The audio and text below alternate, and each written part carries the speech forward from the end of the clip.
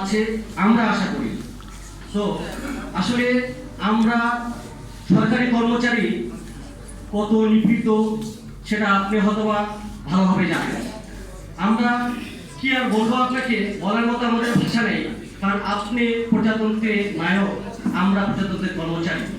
আমরা আজকে যে অবস্থায় আছি সেটা আসলে আমরা অনুভব করতে পারছি যে আমরা কি অবস্থায়, আমাদের তরুণ কিভাবে দিন যাচ্ছে।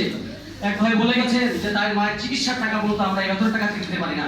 আসলেই বাস্তব।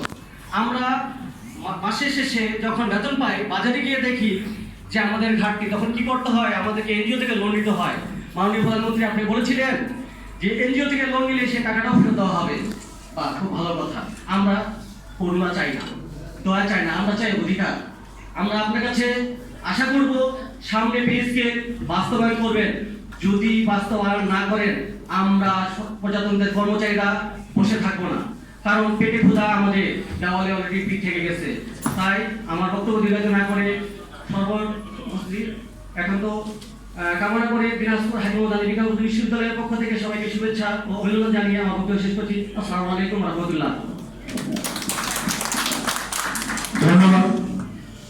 প্রধানমন্ত্রীর নানাবাড়ি এলাকার লোক।